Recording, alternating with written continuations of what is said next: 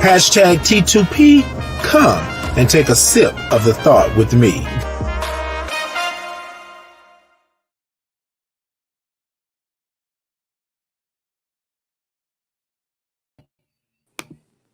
Well, good morning, good morning, good morning, and peace and blessings to you. It's a great day. It's a blessed day. It is a Thursday. And on this Thursday, I have a special guest with me this morning, old friend, old work colleague. And I want to introduce you all to Kat Williams. Yay, yay, Kat. Well, thank you for coming on, Kat. Good morning to you. Happy Thursday. Happy Thursday. Yes. Do you have a drink of choice this morning? Not yet, because I don't drink coffee, and somebody, the little people I gave birth to, drank up all the orange juice. So that's one of the two things that I always have. I always have me maybe a cup of coffee, but then I always have me a little bit of orange juice. I love some. So are we with the regular orange juice? Or are we with like the bright and early orange juice? Depending. Sometimes I just be wanting some the old school Tang. Yes, I still drink Tang sometimes. Oh, you doing that orange juice? Yes. Sometimes now they'll go get the Simply, but then you have to regulate how many times you see somebody going towards the refrigerator. That part. All right, ladies and gentlemen, we're here on this Thursday. We want you to like, share, do all of that good stuff.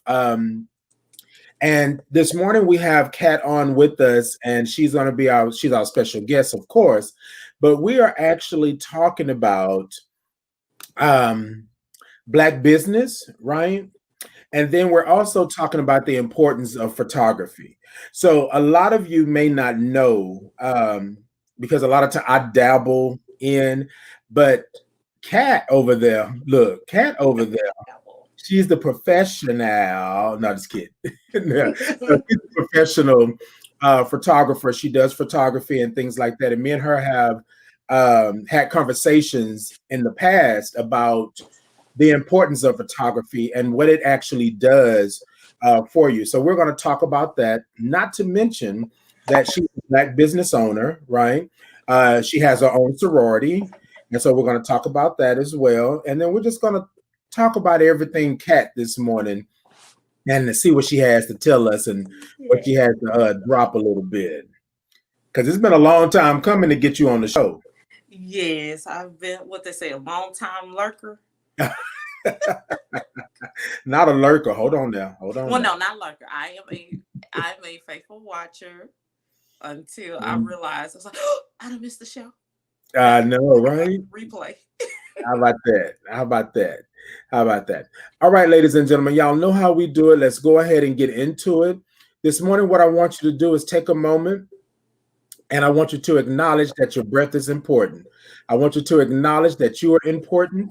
I want you to acknowledge that you are here. So get yourself ready. Shake out your shoulders. Do a little Tina action. Rolling. Okay. Do a Latina action and get yourself together. And as we do every morning here on the Thought to Ponder, we're going to take 3 breaths. The first breath, I will count it out for you. The second breath, I won't count. But the third breath, we want you to go ahead and make some noise. We want you to take whatever that issue, that problem, that concern is and make some noise with it, right? Blow it out to a place where it can't come right back around to you. Mount Everest, to the deep sea, Uranus, moon, stars, wherever you want to put it somewhere where it can't come right back around to you. All right. Now, ladies and gentlemen, if y'all can see us, if y'all can hear us, if you got us, however you got us, come on and give us some likes, some thumbs up, some hearts, share a little bit, let the people know that we are in the building and that we are here. And give us some love this morning. Give us some love. Let us know. We're on Thursday. We're so close to the weekend. We need to be ready. Come on with the come on. All right, ladies and gentlemen. So I want to know where you at. Somebody talk to me. Where you at? Y'all ready for the breath? Y'all ready for the breath this morning? Look, I'm talking like, yeah, y'all ready? And nobody talking back. No, just kidding. Baby, you feel that energy. You know when we ready. Exactly. All right, ladies and gentlemen. So let's go ahead and let's get it. On the count of three, we're going to take a deep breath. I'm going to count out the first breath, and then we're going to get right into it. Are you ready? I heard you say that you was ready. On the count of three. 1, 2, 3. Deep breath in. 1, 2, 3, 4, and 5. Blow it out. Now, ladies and gentlemen, I'm not cheating y'all. I know I count on the first one, right? I know I count on the first one. But the second one, I'm in that mug. And on the third one, I'm most definitely in there. So, all right, we're going for the second one on the count of 3. 1, 2, 3. Deep breath in.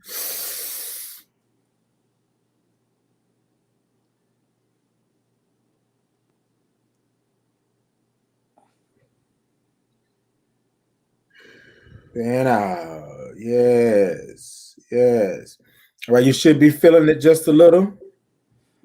Shake it out. All right, on this third one. So I want you to take a moment and just think about yesterday is gone. Today is here. Today is a new day to start something new, do something new, change what happened on yesterday, right? Your thought process, your feelings. That's what I want you to think about when you take this breath. And when you take this breath, I want you to make some noise when you let it go. Are you ready? On the count of 3. 1, 2, 3. Deep breath in.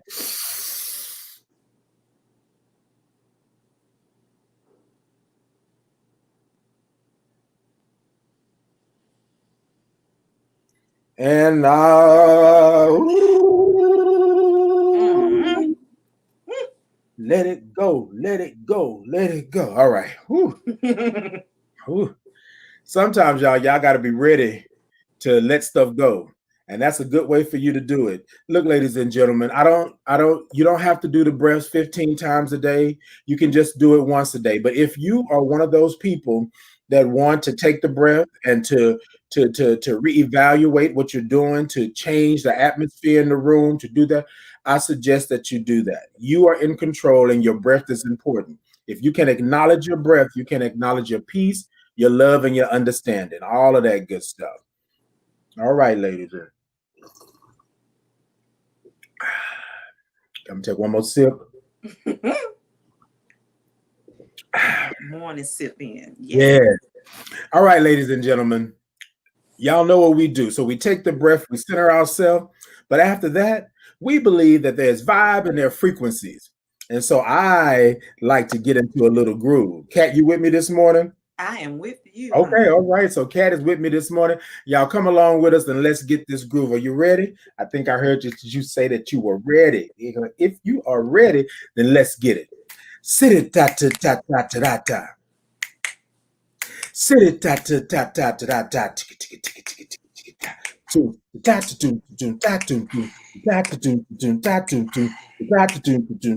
T2P. Check us out. T2P. Check us out. Zoo.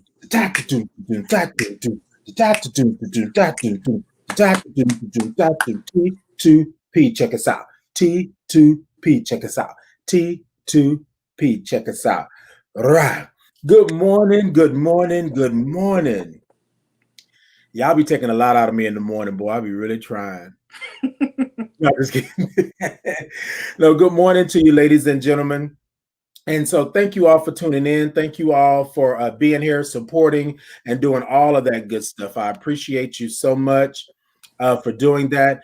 So, ladies and gentlemen, we have Kat on this morning, and we're going to talk about um, a couple of things. But one of the things that I wanted to talk to Kat about was having or owning a Black business. Sometimes we take for granted that our hobby or what it is that we love or what it is that we do, when it transcends into a business, we think that it's just all fun and games, right? There's a lot going on behind the scenes. You have to make a lot of sacrifices. So this morning, I just wanted to talk to Kat just for a moment and say, hey, you're a Black business. Actually, let me back up just a little bit. I'm gonna let Kat introduce herself. Right, I already told you who she was. I'm going. I'm going this morning. I'm gonna let her introduce herself and then tell us about Black business. Go ahead, Kat. All righty. Well, good morning, everyone, and welcome again to T2P Thought to Ponder. Yeah. I'm Kat Williams. I'm the guest for today. I am a photographer, Yes. and I'm one of those people that did not initially plan to be an entrepreneur in life like that.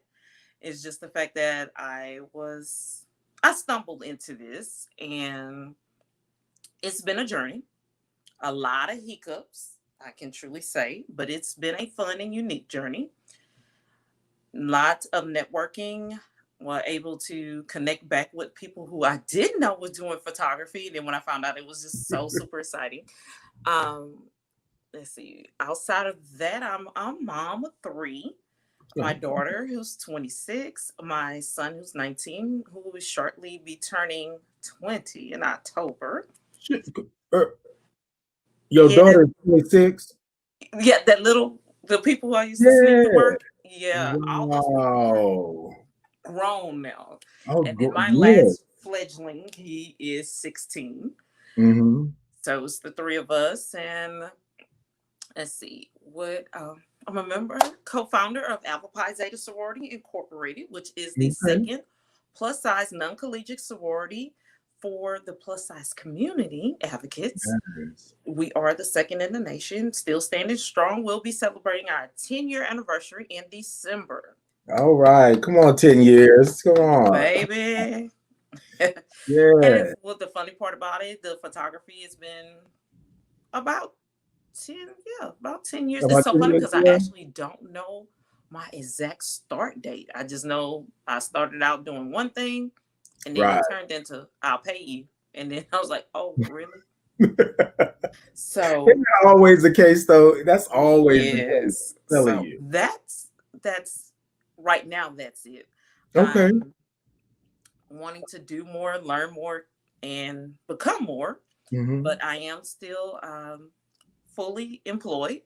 I'm Okay. still on somebody else's time clock and still running a business Right. and still being a mom. So How it's about that? it's still Come on. unique You and better be it's on three fun. sides. Yeah. That whole mindset of multitasking. Okay. Sometimes it works, sometimes it doesn't. But Right. in a nutshell, outside of that, me as Kat, which my name is really Catherine, but Mm-hmm. everybody calls me Kat. Right. Um, I'm a nerd. I'm a geek. I get into certain things that most people wouldn't, and I think it started to reflect in my artwork. But outside of Mm. that, hey, that's me, and that's my goofy introduction. Indeed, indeed. Well, thank you so much, Kat. Thank you so much. I appreciate you. I don't know what's happening this morning. I think I drunk the coffee too fast or something. Uh-oh. But I guess let me ask you this. So I heard you say that we're going to talk about Black business, but let's talk about your sorority really quick, right? Mm-hmm. What was the need? I heard you say that it was a plus size sorority, right? Yes. Um, and so, what was the need, or what was the thing behind that? And then, ladies and gentlemen, we will put the information down into the comments, and we'll put a link up for the organization, just in case you're interested. Because a lot of times, what happens is that things that we have or we do that we bring to, and I say we, but I mean sometimes what happens is that you have an organization or a business that's out there and a lot of people don't know. A lot of people do know, but a lot of people Mm-hmm. don't know about it. And then when you say that it's a non-collegiate, right, sorority for plus size individuals, you're thinking to yourself, okay, wait, what? Like that goes against the norm. So Yes. if you would, Kat, take just take a moment and let us know about the sorority and why was there a need for this type of sorority? Okay. So, Alpha Pi Zeta Sorority was born from the idea of three ladies. It was myself, Brandy Barnes, and Monisha. And God rest her soul, she's passed. At the time, I myself was a member of the Order Eastern Star. Monisha was a member of Alpha Pi Zeta Sorority Incorporated. Monisha Johnson, I'm sorry. I didn't say her last name. I was so used to just saying Monisha. And Brandy Barnes was also, at the time, when she was in college before she finished her degree, she was actually all, she was pledging a traditional Black sorority. Mhm. But what we realized was that inside of all these collegiate sororities, there was still a stigma about being plus size. It still was like, Mm. oh, you the big soror, you the cute soror, you cute in the face, girl. What's wrong with the rest of me? But so Right. we got together and we started the framework for creating Alpha Pi Zeta sorority. And through the process, we ended up our very first line that we had. We ended up with our last co-founder, which is Denitra Pate Joseph, Mhm. and she is also our co-founder. And she came along, and we just kept pushing because we realized that a lot of people wanted to be a part of sororities. They wanted that unity, sisterhood, but they either chose a different route. They didn't want to do college, or maybe the college they went to didn't have those bonding, unique items or pillars, as a lot of sororities would say, Right. pillars or Right. philanthropies that they connected to. So we felt the need that, hey, we are going to do this too. At the time when we began our sorority, there was another sorority that had been developed previously, which was Chi Theta Zeta, who's no longer around, but they were the forerunners for the collegiate plus size sorority, non-collegiate plus size sororities, and we were Okay. number two. Mm. And we have been blessed to make it again for 10 years. There's been ups and downs, and within our sorority, we have a lot of entrepreneurs. We have a lot of community advocates Mhm. for body positivity. We have something.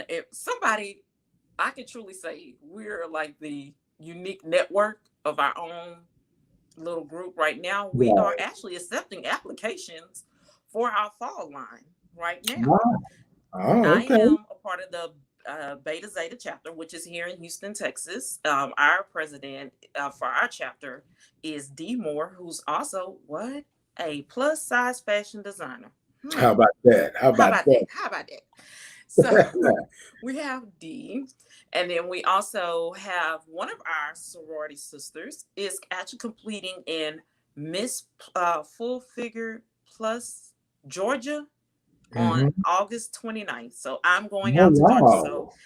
yeah, for those of y'all who I didn't tell, y'all know now. I'm coming to Georgia, y'all. See you, Gamma Zeta. I'll see y'all that Friday. So I'm coming out to Indeed. Georgia to support her in the plus size pageant. Mhm. So Okay. we work in the communities. Some of our most personal philanthropies is education, Mhm. unity, and also healthcare. Right. Because a lot of times people feel that because you're plus size, you're unhealthy. Yes. And it's Yeah. always, oh, you eating that? Oh, Lou. Because the newest thing that bothers me with a lot of plus size individuals is a lot of people are converting over to veganism. So they're Mm. vegans. And then, like, if you're a vegan, you ain't lost weight. That don't mean she's not healthy. That doesn't mean he's not Right. healthy. He Right. chose a different lifestyle. And a lot of people, which I'm glad to see the change coming about, is that we are also pushing I'm not a fetish. Because that's the newest thing right now. Man, Plus yeah. size fetishes. And the people like, oh, they associate fetish with just sexuality. But no, we're it's a fetish in the business community because it's body positivity. See, Mm. so it's like, okay, it's tokenism for plus size people. Right. And we're working with different individuals and organizations and businesses to say, hey, don't tokenize me because I'm curvy, I'm voluptuous, Right. or as what I used to hear when I was growing up. Oh, she pleasingly plump. Yeah. She just pleasingly plump. Oh, just Right. look at you. And I'm like, was pleasingly plump. Yeah. But Yeah. that's what we're about. Our We have chapters located in Texas, Louisiana, Georgia, Florida, New York, Arizona. Okay, look, Illinois. We're spreading out, and we're still looking for more and more states to go to. So if you're interested, I did put the Mhm. link in the comments. Please go out, search for us, get information about us. Currently, we only are a sorority. Maybe in a few years, from when I first started this project, I invited you over and did a whole pitch and tried to feed everybody and get them on. I remember. I We remember. haven't gotten the fraternity yet, but we are still on a sorority level. But we've Mhm. done a lot. We have a lot more to do, but we're slowly but surely making a difference, one day at a time, one How year about at a that? time, and now How one about that? decade at a time. How about that? That part right there. So, ladies and gentlemen, so we're talking with Kat this morning, and we're talking about her sorority. And let me make sure, Kat, that we have it correct, right? Alpha Pi Zeta?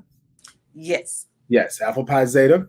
And so, ladies and gentlemen, she's going to put her information into the comments and put a link in for you.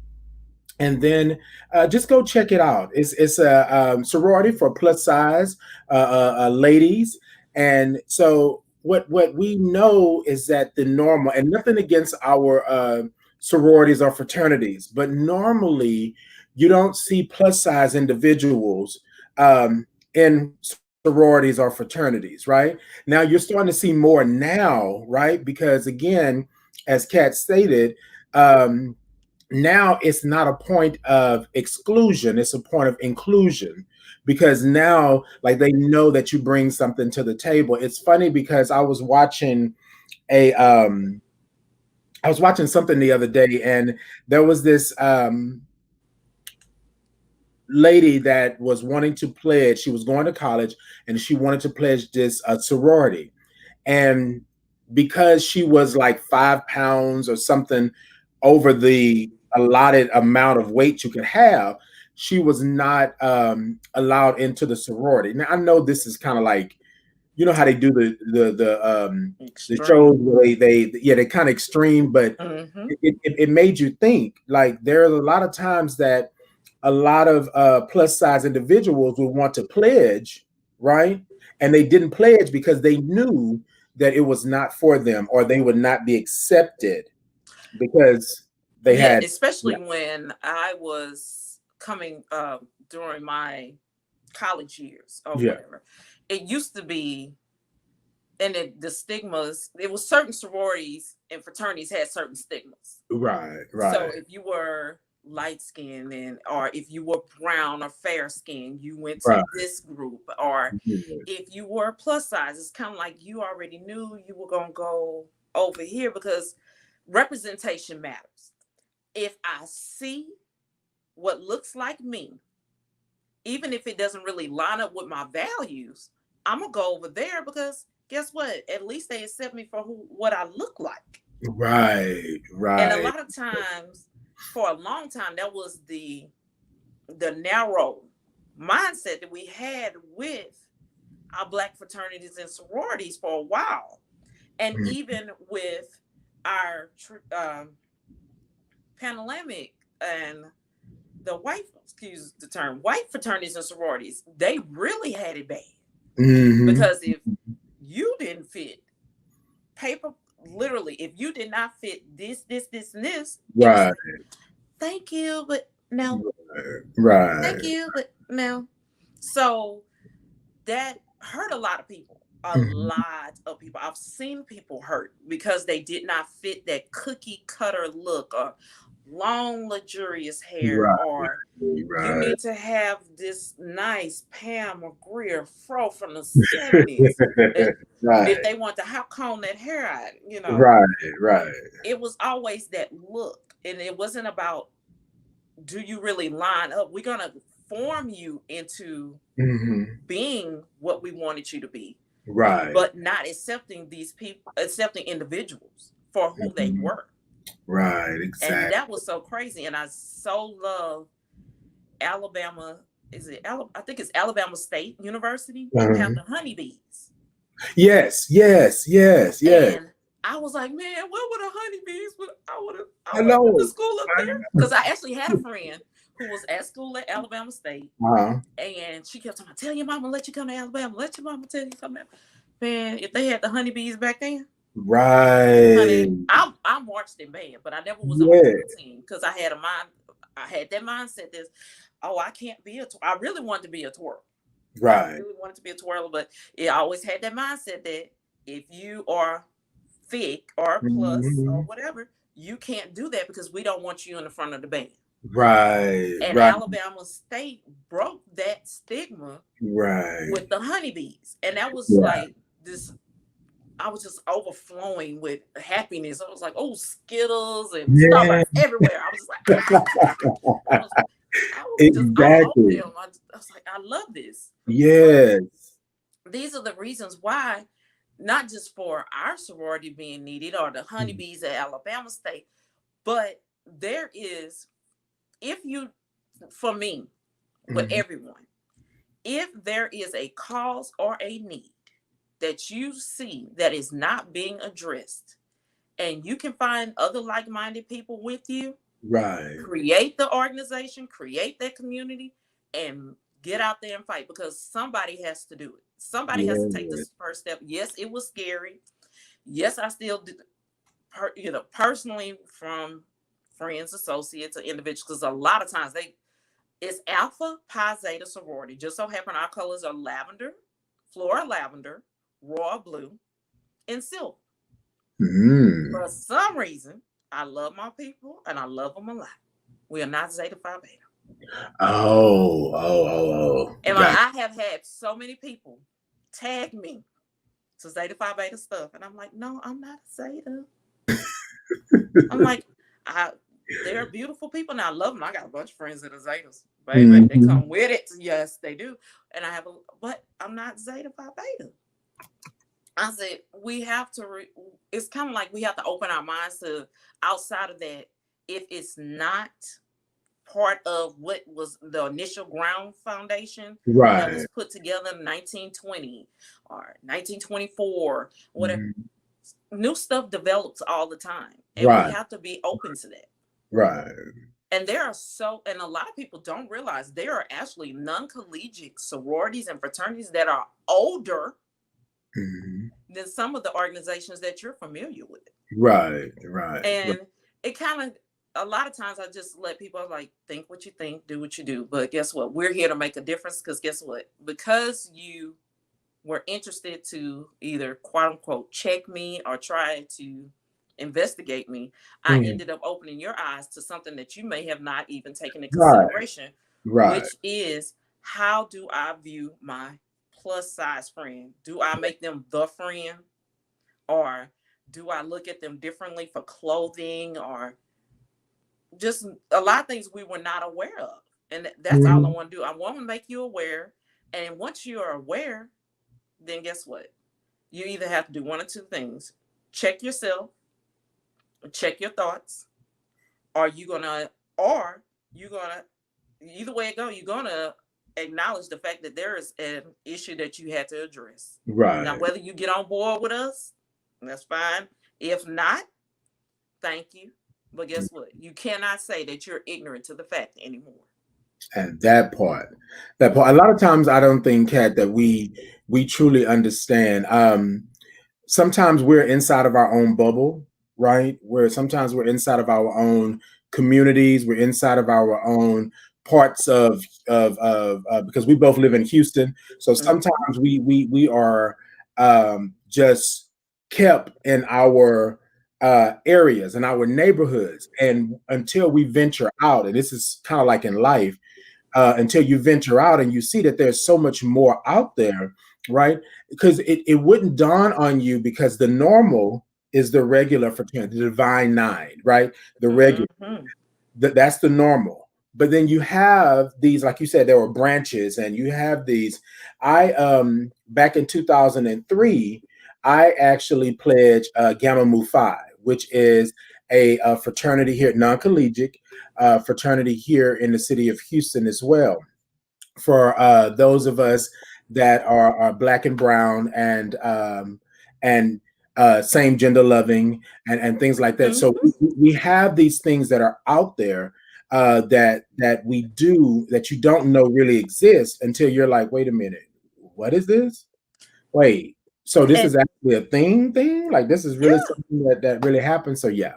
and there are so what a lot of people don't know, there are so many LGBTQ plus fraternities and sororities. And Hmm. when I say they deep, honey, they deep. There Okay. are a lot of Christian fraternities and Right. sororities, Yes. and they have longevity, Hmm. they have influence, they have impact.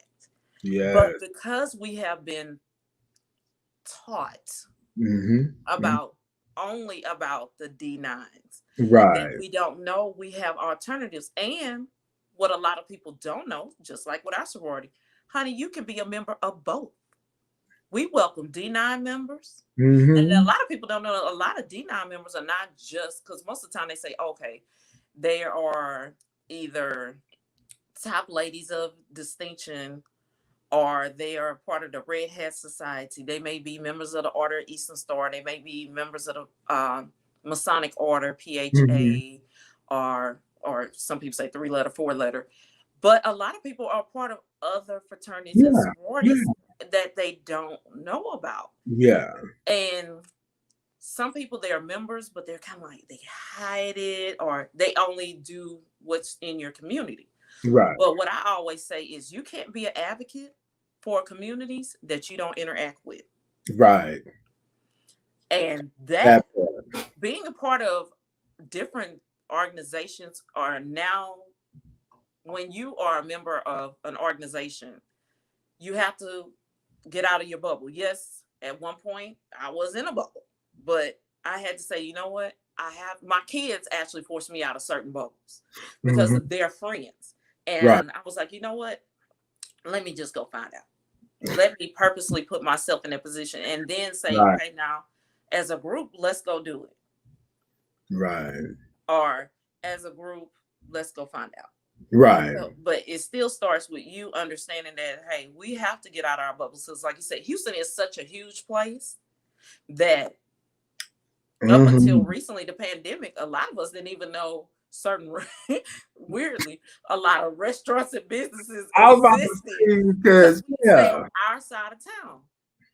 Because Yeah. everybody on the south side knew where all Sparkle Burger was and Right. Turkey Leg Hut prior Yeah. to it blowing up, or we knew about Feeling Derek's. But Yes. then you find out, wait, there's a Mr. Gaddy's Pizza on the north side in Humble. You have people driving, it's bubbles. We have to break Yeah. out of our bubbles, and being part of some of these organizations help you break out of your bubble because Yeah. now Yeah. Yeah. Yeah. instead of you knowing your quote unquote soror or your link or your ism from other organizations, Right. if they're not on your line, sometimes you just have to ask a person, hey, I just want to get to know you. And then Yeah. you Yeah. then you'll start finding out things. And then Right. you're like, well, I didn't know. And you do what? And this is this. Yeah. And that's the thing that I like about just being a part of different organizations. It helps me to learn how to get Hmm. out of my bubble, address certain things about my bubble, and Right. maybe meet somebody that can say, hey, I'm going to take you by the hand and I'm going to slowly bring you out. I know you're scared, but I'm going to Right. slowly bring you out. And then you could be okay. Or I'm going to come in the bubble and I'm going to hug you for a while until Right. you're comfortable. Because sometimes you have to meet a person where they are. And that's where we are Indeed. with our organization. Some Indeed. people, yeah, I know that I'm plus size. I've gone through some things. I experienced some things. I tell people my story about Mhm. very few people know that my grandmother on my mother's side, my maternal grandmother, insisted that I wear a girdle. I was wearing girdles as early as third and fourth grade. Oh And I wow. never, baby, yes, I was wearing a girdle. Oh Your wow. girl was wearing a girdle. Yeah. Yeah. Yeah. Yeah. And Yeah. they don't have the body shapers like now. But y'all Hmm. get good with these body shapers. Oh, baby, I'm talking about old school with the silver rib going down the side. Yeah, that kind of stuff. Okay. But that kind of stuff forms in your head, and you like, Mhm. oh, something wrong with me. I'm big. Yeah. Had I not known, even when I got to high school, I was like a size 14, maybe Mhm. 14. And I was almost a teen parent. I had my daughter when I was in the 11th grade. And if I had known that a size 14 to 16 was really not that big, it was just that it wasn't cute clothes at Lane Bryant. Bless my mama heart. She was trying to keep me out of Lane Bryant at all means necessary. Right. Baby, sister, I shopped in the men's department at Macy's. No, was it? Have you turned? Foley's had turned into Macy's. Probably in the 90s. I forgot. But all my Mm. jeans came from the men's department because my mama didn't want me to have the ugly jeans. I had girl Oh. tops, but my Yeah. mom didn't want me to have the ugly jeans. So all my Guess jeans and all that stuff came from the men's department. Oh, wow. So a lot of people like, you always wear pants and this and that. Baby, that I Yeah. didn't want the ugly jeans. Yeah. But those things formulated in my head. It wasn't until years later down the line, after having, like I said, I've been a single parent. I have 3 kids. It took me having a breakdown to realize it's like, Mm. why are you doing certain behavior, Right. harmful behavior? Mhm. I said, because I allowed so many different people to tell me I'm fat, I'm Mhm. fat. Oh, well, you be cute if. Oh, I love this one. You'll be cute when you get your braces off. You'll be cute if you wear contacts. You'll be cute if you lose some weight. Right. Right. Right. And it was kind of like, but I mean, I was like in my mid 30s, right when because I'm 43 and we started the organization at 33. So, yeah, so it was like in my 30s when I woke up, it was like, dude, you have harmful behavior because you're trying to make people love you Right. because you don't like you in your shape. Mm. Roll here, big arm. Oh, hey, I got that potato salad cooking on, that joke that you always see every Thanksgiving. Come on, if my arm ain't like this, you're not gonna eat no food. Yeah, I had to learn to love that. You know. Yeah, I got you. Well, you already know I'm a clown. This interview, we Right. gotta have jokes. It's a serious moment, but I have to make jokes. But Right. those harmful behaviors was like, you know what? Stop trying to force people to love you because you pleasingly plump. Right. And I didn't know that there was a such thing as loving BBWs. Thank you, BlackPlanet.com, back in the day when it first came out. Baby, It was look, like, you are taking us back this morning. You didn't drop the couple. You didn't drop the girdle. You didn't drop the potato salad arm. You didn't drop Black Planet. hey, I'm just saying. But it took me waking up, and Yeah. all I know everybody's like, well, what this guy do with Black business? Actually, all this connects to my photography. Right. So Right. see that well, you can't see the other one. So Yes. that a lot of this, even with my sorority, it literally feeds and feels Mhm. into my photography Right. for fashion and lifestyle and boudoir.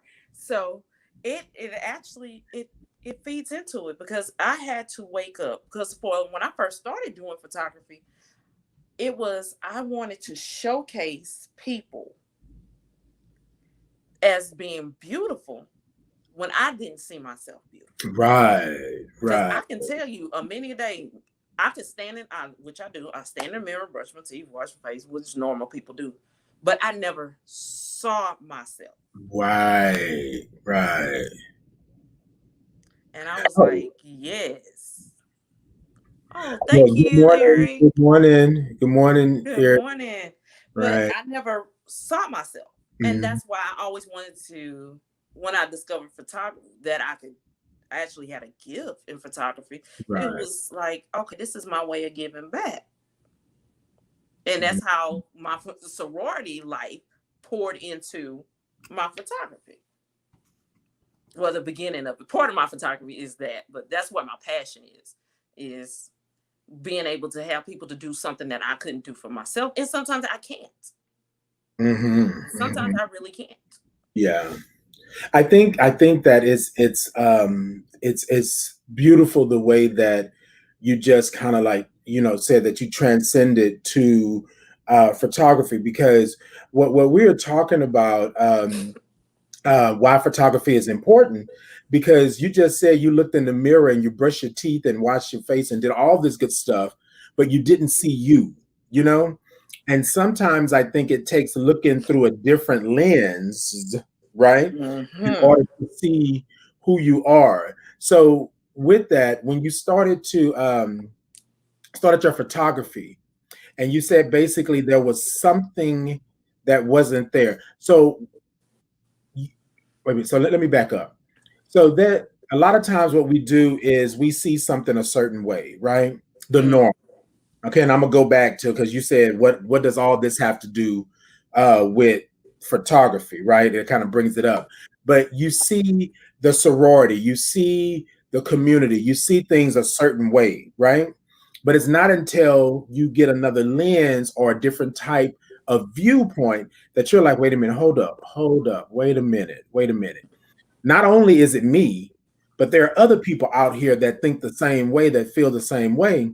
How can I change that? I know that I build myself as an unconventional photographer. I don't like it pretty. I don't like it the normal. I will shoot something that I think is the ugliest thing ever, or somebody has said is the ugliest thing ever.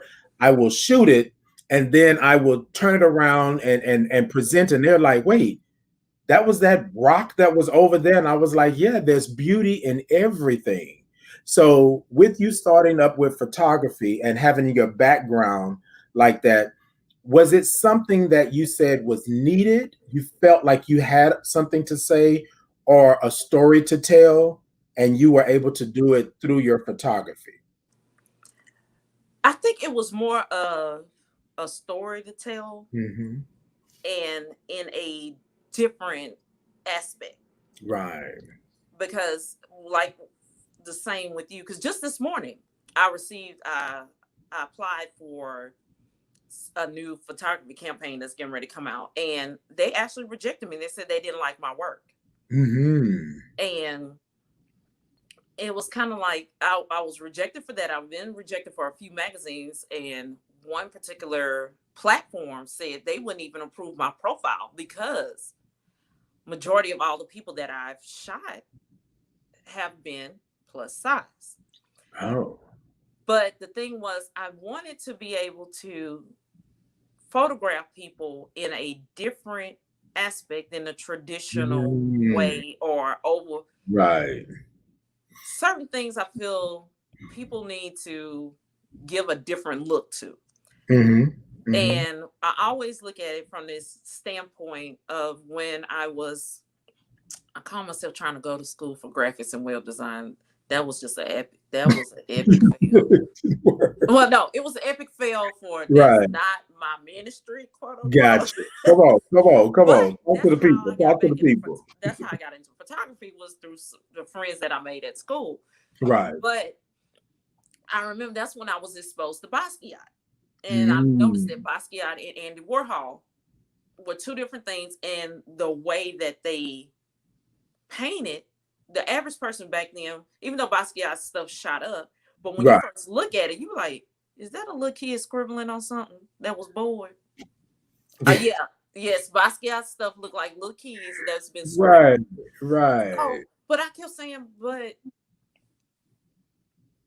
if his stuff, and he was friends with Andy Warhol, like they were Yeah. like this, they were Yeah.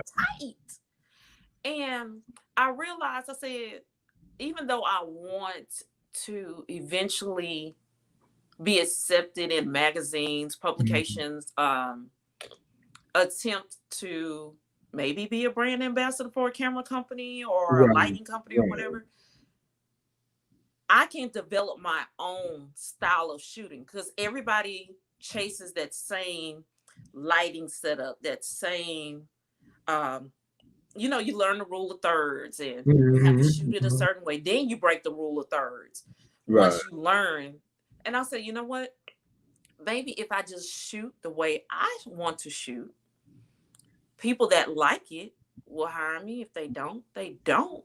But I had to realize that it's art.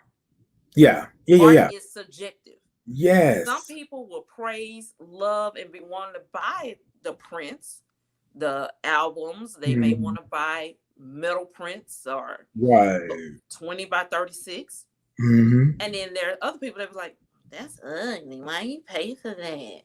Art is subjective. It is very much so. So I have to look at it that way. That's why when I noticed that for plus size women, they were all being shot the same way, or they all, for the photographers that are watching or graphics artists, they're all being edited the same way. Mhm. Oh, don't Mhm. get me wrong. I know we need to do frequency separation, clear up their face and kind of clear out their bodies. But Right. at the same time, stop for individuals, stop giving Yeah. unrealistic ideas that There we go. everybody got a flat tummy. Baby, your girl got a fupa,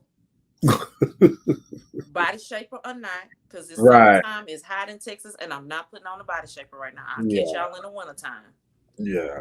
But everything is not going to always be smooth. And I like shooting people when they're realistic appearance. Right. Right. I Right. love that. And I love telling that story because a recent engagement that I shot, we were just having fun. It got to the point where I told him, I say, look, what I want you to do is dance. He's like, Mhm. dance. I said, get in the middle of the street and I want you to dance. And I literally started singing.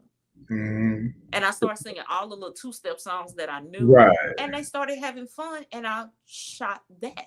Yes. Those are the things that they like. Those are the things that certain people like. Whether or not I'll be a multi-million-dollar photographer, mm, will I be able to go full time and actually leave my job? Right. But at least I created art. That's Yes. all it's about. I want Yeah. to create art, something that you will have to look back on later. Mhm. Because those pictures bring stories, the moment, the event. Not Right. because she told me, stand like this, lay like that, do this, do that. Yeah. No, it's an experience and it's the moment. And that's what makes that individual connect more with their photos. And then it goes from being just a picture, just a Right. picture, to a experience. She had an experience. Exactly. And Yeah. that's why she wanted that photo. Exactly. I love how you just said that because a lot of times what happens. Okay, so when I first started, I got this book, Photography for Dummies. I don't know. Have you seen you heard? Okay, so because I was like, I know what I like, right? But I don't know nothing about aperture. I don't know nothing about lighting. I don't know nothing about this. I don't know nothing about any of this. I just know what I like. So I bought this camera, went and spent like some $300-400. I thought I was doing something, right? And I went and bought this camera, and I was like, oh yeah, okay. Well, I can't do that because she's whitewashed or he's whitewashed, or I can't do that, or that's too much color, or it's too Mhm. busy, or it's too noisy. And I didn't know. So, like you, Kat, I went to these things to like Shutterstock and all these places because I was like, okay, I'm doing good photos. This is what everybody's telling me. And so I sent them in, right? Sent them in. And as I'm sending them in, I'm like, okay, I'm gonna be good. I'm gonna be good. Then I got turned down. I got turned down again. I got turned down again. And I kept saying, but this is not what I want to do. Like I love the noise in my photos. I love the the off the cuff photos and things like that. I love those. So, like you, what I did was I turned around and said, you know what, let me make my own lane. But what I had to understand was that, as you stated, everybody's not going to like what I do. Everybody's not going to truly see what I see. So I take hundreds and hundreds of photos all the time. And I had to stop really doing that because I would do like a photo shoot and I wind up taking 500 photos in a photo shoot. Oh, Like, good. I'm not the only one. All right, okay, we're okay. good. Because and then I'd be mad with myself because Because I'd you be got to go up. through that. Oh, you got to Yes, go I through mean, it. but there's always that one photo or a couple of photos that you get, right? That says exactly what you're What trying you're to looking say. for. Exactly. And so, like with you, you were saying when we had talked about this when I was on the radio show last year or earlier this year, I think. And you had said that it's like you just said today, it's an experience. Like when you do these things, you don't really think about like that. I have to tell my clients all the time, you do you. Just do you. Let me take. Okay, no, I'm gonna do this. No, no, that looks awkward. Just be you and let me do what I need to do in order to get that. But I believe, and I'm sure you're going to talk about this, that's why photography is so important. Because a lot of times what you don't get is an experience of you, of you being able to express yourself, not have to worry about, like you said, a girdle, not have to worry about, this or that, knowing that the photographer is going to give you an experience to where you feel good. And then when you see the photos, a lot of people, so I shot my cousins not too long ago for their birthday, their 40th birthday. They're twins. And so I was telling them, I said, no, no, no, you do this and do that. We're going to get this. And I said, no, no, no, do this. I'm going to put them on the spot. So y'all forgive me for telling all the secret. But I kept telling them that I wanted to capture their inner spiritual beauty, right? And a lot of times a way for me to do that is to get you to laugh. If I get you to laugh, Yes. right, you literally, your walls break down Now, and you literally let yourself go. So what I was doing, I had the camera, I'm saying, all right, y'all, big laugh, ha ha ha ha ha, ha ha ha ha ha, ha ha. And they thought that was the funniest thing. But in turn, they were ha ha ha ha ha. And I got the most prettiest picture that I could have gotten for them. And I told them, I said, you'll see on the end result what I'm talking about. And so I think that's why photography, not only for the clients or the customers that we have, but for us is so important because we get to give you an experience and we get to take you to a place when you see the photo, because I like to say that my photogryphony is photography and epiphany put together. So, like you look at a photo, you're like, like you have an epiphany. And so, mm-hmm. I wanted to bring up some nostalgia and stuff like that. So, Kat, tell us why is photography so important to you? I know you've already mentioned a couple of things, but why is it so important? And why do you think that a kind of two for. Some people said, well, we don't really need photographers. We got filters and all of this stuff now and all of this. So let us know, why do you think it's important? Number one. And two, will photography still be something that's needed within 5 to 10 years at the rate that we're going, that every single device has a 20 megapixel camera and all this other kind of stuff like that? What do you think about that? Well, the importance of photography, I'm going to Yeah. take it from different aspects. Okay. Photography will always be here because even though technology changes, Mm-hmm. we have to remember how many pictures we lost that we can't get back from MySpace. Exactly. Yeah, I know. I'm going back in. Cat, you are pulling it. You are How many flash drives have we lost? How many CD-ROMs? Because there's not a exactly. computer around, unless you know somebody in IT. Hey, Yeah. Shondell, I got some stuff I need you to do. They have CD-ROMs that you cannot get those pictures off of. Right. Right. So then that goes back to, I still need to print my pictures because I want to share those moments with my family. Right. There are going to be moments where you want to photograph an event that, or have an event captured, a moment captured that somebody with a special eye, documentation, Mm-hmm. cannot be done with the phone the way a camera can. Yes. Yes. Yes. And when a lot of people recently, I shot, well, I say shot, but I was I photographed a birthday party for a grandmother. Mm-hmm. 3 weeks later, I was photographing her funeral. Wow. Wow. Wow. Those moments is Mm-hmm.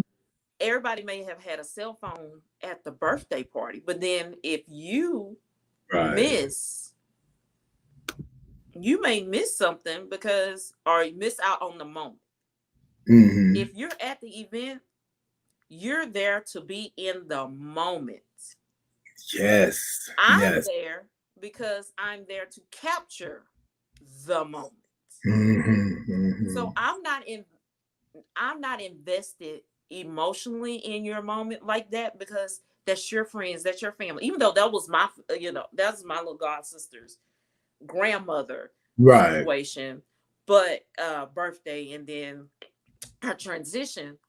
But I wanted them to be all in. She wouldn't have had that moment to remember because she could have missed something, which was the grandmother dancing with the great uncle Mm-hmm. because she wouldn't have been able to enjoy it because she was too busy. Right. Right. Right. Right. Because we miss out. Yeah. Photography will always be important. Just in a recent protest, there are Yeah. certain images Yeah. that you can see the video, but looking at that picture and you get to Mhm. look in that person's eyes or you look at that scene Exactly. and you go, wow. Like what in the yeah, yeah, yeah, yeah. Because recently I was able to for my mom's 76th birthday Hmm. in June. My daughter, she lives in Las Vegas, she's a flight attendant, so Hmm. she was able to fly in because we weren't sure she was coming back it because that was the Right. beginning of the lockdown or whatever, and the paranoia had Hmm. started because we didn't want to get my mom sick because she needed to have eye surgery the next week.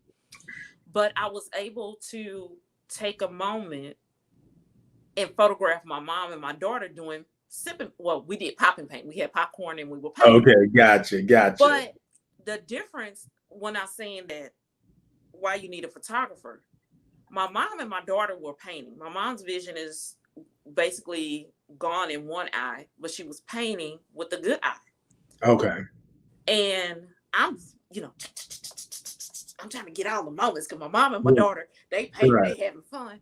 But right, I missed out on painting because I was so busy trying to take pictures of them. right, right. Trying to capture that And that's moment. the same Right. thing about, well, why should, I understand photography is it really is a luxury item now Hmm. because you do have a Yeah, 1200 because some yeah. people have $1,200 phones, but most phones, Man, if you got the newest iPhone, your phone is expensive. You gotta. yes, indeed.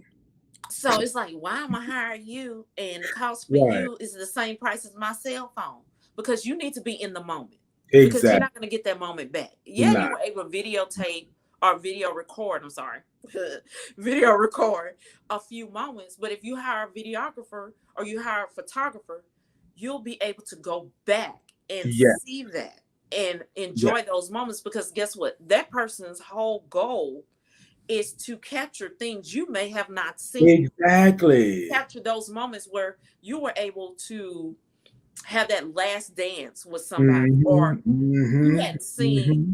Uncle so and so, or I haven't seen my brother-in-law in 6 months, and he Right. showed up, and we wasn't expecting him. That moment of shock, I Yeah, snapped it instead of yeah. you having your phone. Hey, Leroy, how you doing? Click, click, click, click, click, click. You missed it because Yeah. I was able to get that shock in your face, the joy of the embrace. You Right. can't get that with your cell phone because you're busy. You're out of focus as it is because you're so excited. So your phone way up here, y'all Okay. heads look Oh, like this in the picture. Oh Lord, I can't stand this. That's what your head look like in the yes, phone. yes. It's okay. Now don't get me wrong. Photography again is a luxury experience. Hmm. But there are photographers for every price range. There you go. Yep. You Photography is important. even if you say, "Oh, I listen to y'all today, and I'm still gonna use my phone," I have no problem with that. Mhm. Please print your pictures. Phones get stolen, phones get hacked. Upload them to your cloud. Take time, Mhm. at least find a service that'll let you print for free or print at a discount. But print your images so that you can go back and relive those moments. Right. If you want to make the investment, invest in the photographer. Allow yourself that moment to be all in. Right. Right. That is our purpose. Not Right. just me. Right. Titan is a photographer. He Mhm. is an artist. Right. There, allow yourself to be all in the moment. Mhm. Because those things cannot, we lose time, we lose, what we say, we lose hair follicles every day. Okay. Only thing guaranteed in life, death and taxes. So Right. your Right. memories make a difference. I had a client who was Yes. also a coworker, a Uh-huh. former coworker. Her dad ended up developing Alzheimer's before he passed. I had photos of him at his birthday party, Mhm. at his daughter's renewing of vows, at his brother-in-law's birthday party. So when he started not remembering things, they had those images, those prints to say, "Hey, Daddy, you know who this is? Hey, Daddy, Mhm. you remember this person?" Right. That's Printing good.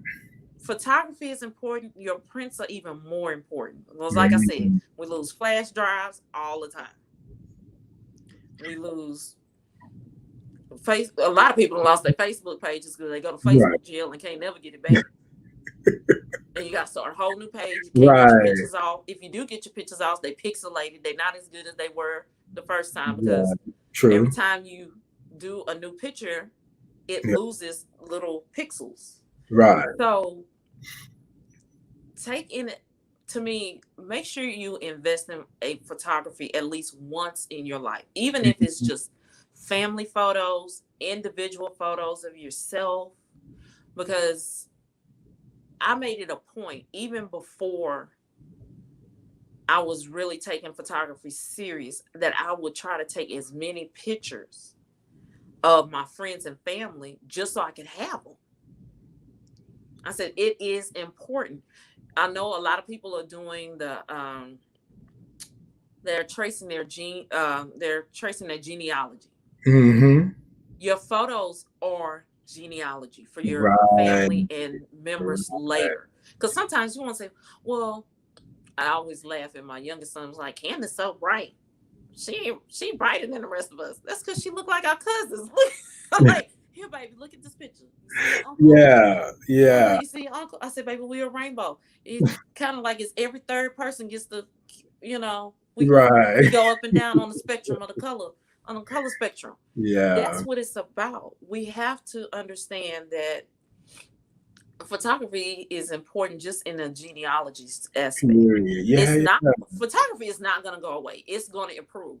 Do I Yeah. believe that we this close to 3D? Now that now I'm not gonna lie to y'all. I'm gonna be doing some strange for some change on a corner. If they come out with a 3D camera, mind your business. Mind your business. Look, look, I'm finna start selling everything. I'm finna start selling everything. Baby, I your girl don't gonna be know out how there to talking work about, that mug, but I'm going. I'm gonna be on the walker talking about I'm still taking pictures Okay. now. I don't care. They're gonna be like, Titan, what you here for? A 3D camera? A Thank you. 3D camera? If I Look, got to fly out to New York to go to Autorama, okay, if I got to be in front of Best Buy like y'all buying some Jordans, okay, exactly. Come if they on, come out look, with a 3D camera, your look. girl's gonna be out there. And then look, I'm gonna be there like with a piggy bank. Well, I'm gonna do the Mervin's lady.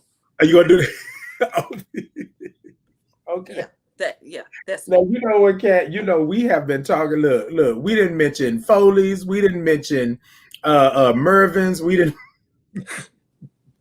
Yes, we telling our age. Yes, we are. Oh my God! I But you sound know like my what? mama now. No, You know what though? But I really do. I like what you said about that because I was the person. I didn't consider myself a photographer until just recently in the last couple of years, right? But every time I went somewhere, I was always taking pictures. I always had a camera attached to my face. I even had a 35 millimeter back in the day.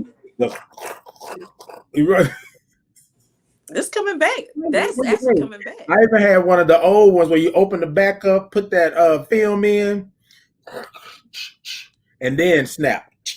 I had the disposable ones. I had the long um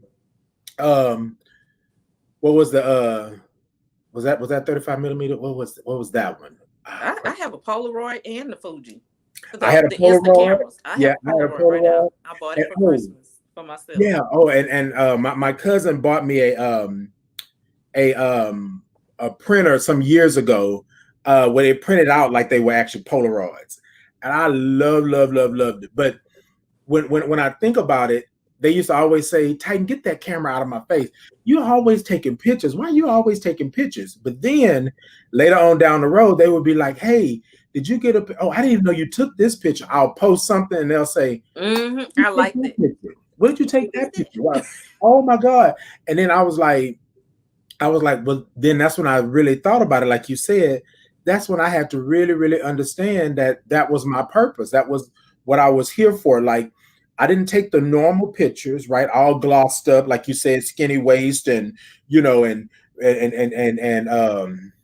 what do they call it? The haze of the beauty, you know what I'm saying? Oh yeah, That wasn't with the me. Now, edits. Yeah.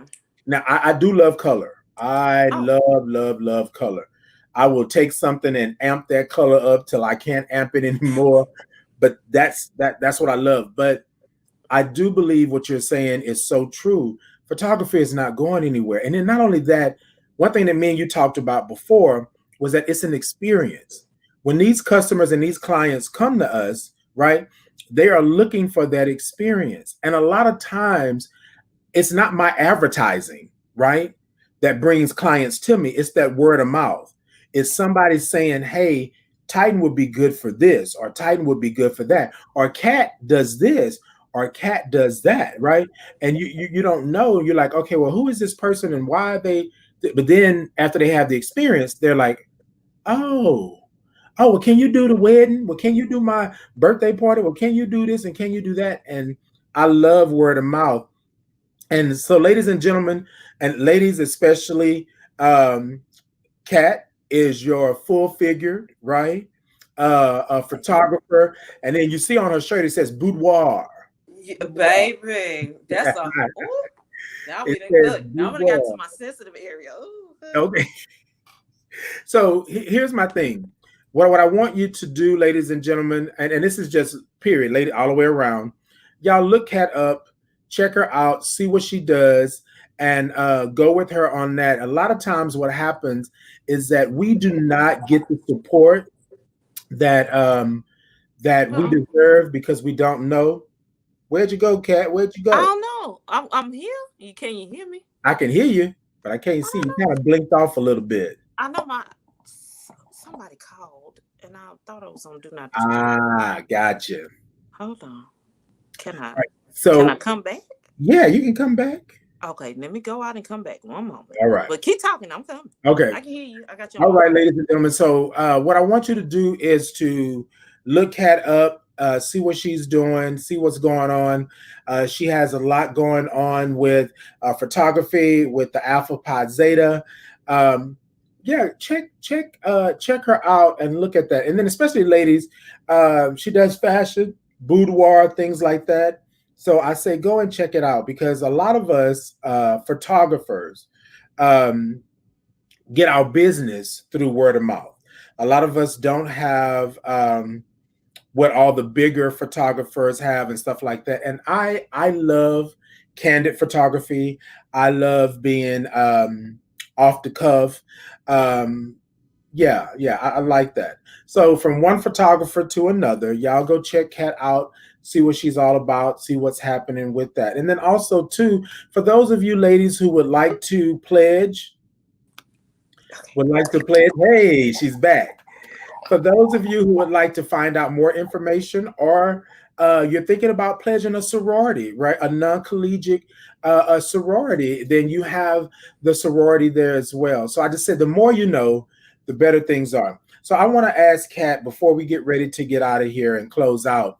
I want to ask Kat, and Kat, what is it like having a black business? What well, before you answer, what is it like having a black business? And what is one thing that you would tell a young sister, right? A young woman coming up about having a black business and owning your own materials, your own items, your own things, you being an entrepreneur.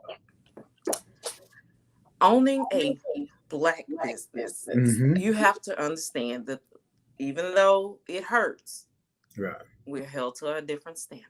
right, right, right. And you have to understand the main thing that a lot of people have to remember, especially a young people and Mm-hmm. older, Mm-hmm. do not rely on your family and friends to be your first clients. Do Wait, not. wait. Do it. So look, No. okay. So Kat, so let's let's have a moment of transparency before we go on to your next point. Ladies and gentlemen, sometimes your first customers are your family because they're in the direct vicinity around you, right? What Kat is saying, and she can come back and say what she's saying is do not depend on your family taking you from point A to point Z, from zero to a million. Don't depend on that. You need to be able, you got to be able to be outside of your family. I'm sorry, but Yeah. yeah, with that. And what's so funny, I have not, unlike a lot of other people, they have like these horror stories Yeah. of doing business with family and friends. That's not it. Hmm. Actually, on my father's side, almost everybody is a photographer. I feel like this. You Yes. are not a Williams if Yeah. you don't use a camera. If you don't use the camera, come on, come My on. cousins, and I mean, I have pictures Mhm. of myself with my brother, um, when I was younger, and my parents, that my Mhm. cousin Limerick did. He might be on here, I'm not sure. Oh, he'll Mhm. watch it. My cousin like was the embodiment of film. Like if he ever Right, goes back to doing film, I'm about to run to this man's house and I'm gonna be all up under him. We're gonna be like, move. I'm like, no, you gonna right. teach me film. You know, teach me. Yes. But a lot of people, don't get me wrong, family and friends may be your first clients, but they're not your shoot you to the top, get you to having six figures. That's not Yeah. how it works. Right. Being a black business, you got to get out your comfort zone. A lot of times, a lot of people say, find your target audience or your avatar client, Hmm. which is like you write out this thing about who your ideal client is and who you're going after. Mm. Also, what a lot of people don't teach us, you need an avatar mentor. Before you go running around Yes. behind Yes. all these Yes. business gurus, workshop groups, all these conferences, and oh, they say they making $1 million and they doing this and they doing that. Honey, research the people, Hmm. pay attention, because from I can truly say a lot of things that you think is what these business gurus are Hmm. not. Find you somebody that's within your field, Right. get you one that's in the field and maybe one that's out, and ask them what they did, how did they do it, and whether or not, oh, and whoever you put in your circle, make sure that your values align. Hmm. If your That, values don't align, that part.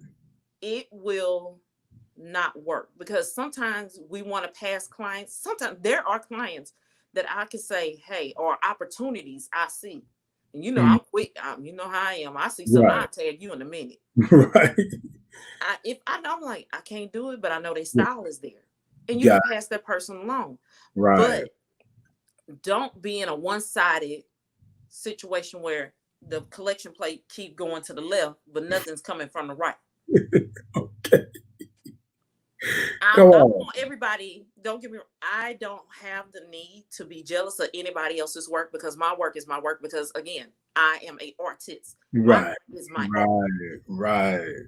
But I want everybody to, even if you're not at my table, we still should be able to build other tables.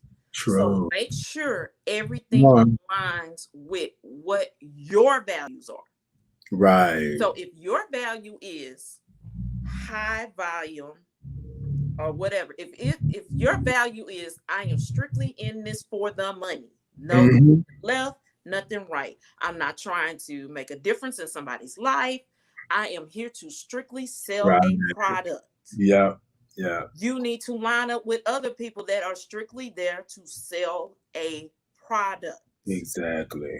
Don't go outside, because if you go outside of your values, there's going to be a lot of conflict. Hmm. And I'm telling you from personal experience, that conflict ain't nothing nice. Right. And two, lastly, everybody don't need no discount.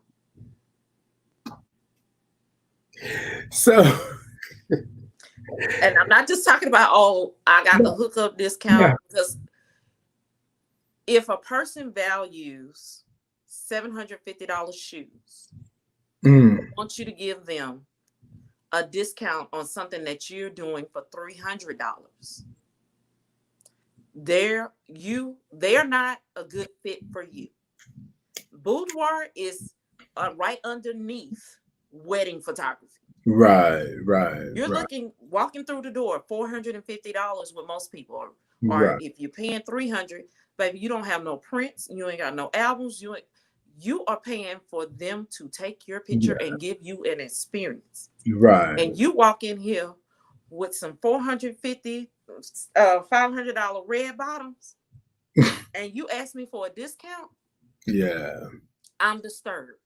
Yeah. Yeah. It's funny that you say that. When I first started out, I was given this huge discount because I knew people. And this is going to be transparent, right?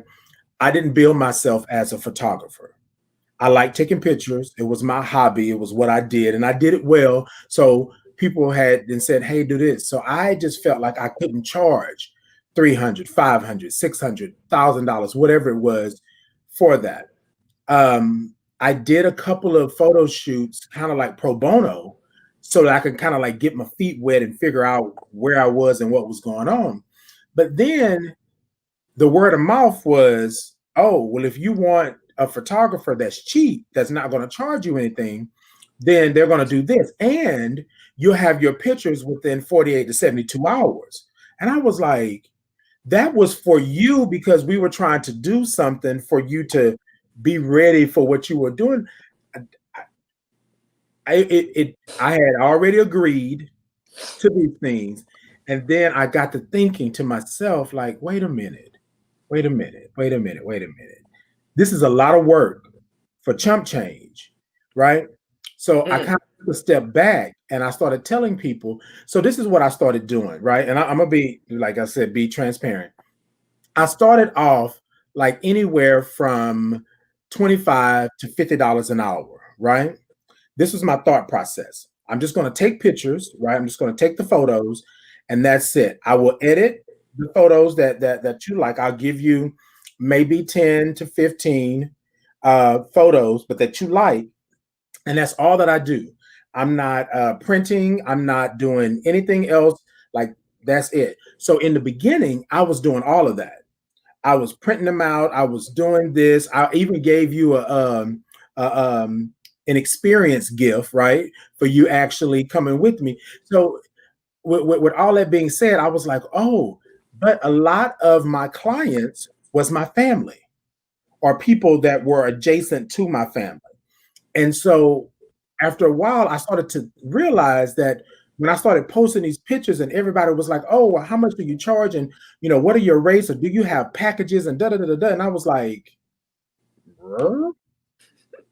Like, but they were asking me to do bigger and bigger things like weddings and group photos and artistic type stuff. And I was like, I had no idea because this was something that I just loved doing. And so I was doing it for less than nothing.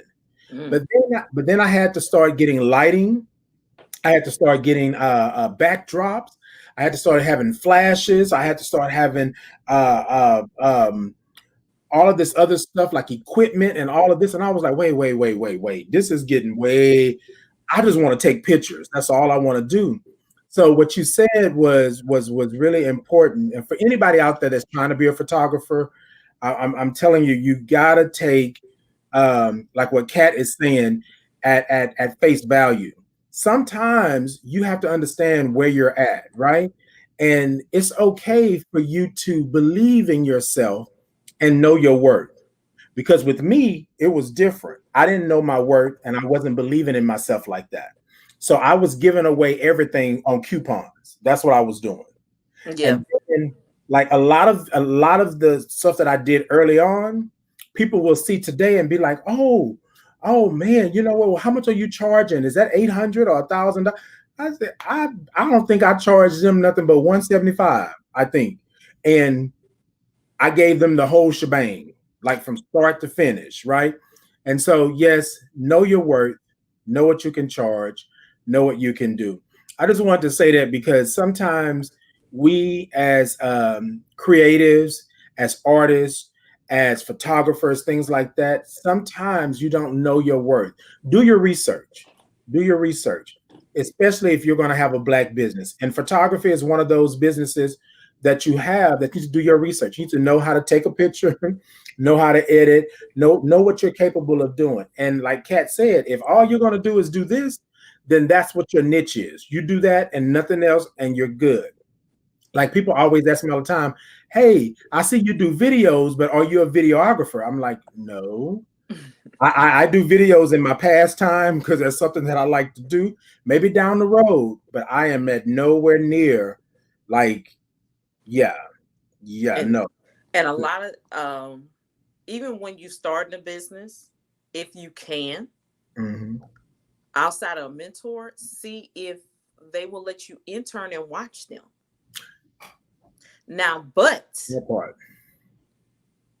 be upfront about what it is that you need and ask them to be Mm. upfront about what they will provide. Right, right, right. Because as a business, like, and also get your accountability partner if you can. Mm. My photography accountability partners is a group of us, is Photographers Connected. And we on Marco Polo, we on Instagram, and then Yes, my yeah. my always keep me in check photographer is Stress Free out of Miami. Hey Mhm. AJ, if you don't know, he's a beast. So Mhm. he's good at what he do, high speed sync and all that. But we also check each other because we're going through that, understanding our value. Okay, we got to Right. upgrade our websites. Okay, what site are we gonna use? What are we gonna do? Have you found a new contract website or things of that nature? Mhm. People, even though you still have to do the LLCs or the inks and get your insurance and this, that, and the other. Mhm. But before you do any of that, do like you say, do your research. Intern with somebody if you can, get your mentor and get in those groups before you just run out and just be willy-nilly. And you will Yeah. find yourself, like I said, with the transparency moment, find yourself like me. I literally had a financial, I cannot take this, I cannot believe we are one step away from being homeless because I am making bad business decisions. Oh, wow, yeah, yeah. 2018, I did a business deal with a travel agent. I should have walked out Mm. with $5,000, anywhere between $3,000 to $5,000, easily. My dumb butt did it all wrong. I didn't have nobody to ask. I'm trying to figure it out. Right, Doing research, but still, I really needed to talk to somebody. And again, with the discounts, right. and I made all of $75. Oh wow. I made Oh, $75. Um, it was just a hot. It was a hot mess, but I learned my lesson because it I was was gonna say. something that I wanted to do because that's part of what I want to do with my photography eventually is to follow people on my vacations. I want to Yes. go and photograph people because that's I like people in their natural element. So Exactly. I want to take pictures of you while you're on vacation. Am I trying Exactly. to tag along on your vacation? Right. Yeah. But I really like taking pictures of people and their element of relaxation. Right. But discounts hurt me too so bad to the point where I literally had to go pull all of my 401 to Mm. where I was sitting there some change, sold all my stock that I had at my job, and our stock is high, and it was nice just to make it. I had Just I yeah. had a full fledged need to call EAP. I Hmm. lost checking accounts. I lost my credit cards. Oh I don't wow. have a car. Let me Wow. tell you, you got to have diligence. You got to have that. I'm going to do this. Yeah, I have been without a car for a year, almost 2 years. When I do photo shoots, I come to you. If I haven't rented a car, I'm Yeah. coming to you in an Uber and Lyft with all my Yeah. stuff in them people. and, and the thing about I it is, love it. I don't mind because Yeah. technically I work from home, so I Yeah. don't need to go anywhere. So that's not on my biggest priority list of Got getting my business situation under control. But discounting and not understanding your true value Mm-hmm. will Hmm. hurt Will you. hurt you. Will hurt you. Will hurt Yeah. you to the utmost. Yeah. Cover yourself. Write it down. Write the vision. Make it plain. I know people like, I don't do vision boards. Baby, do it. Do it.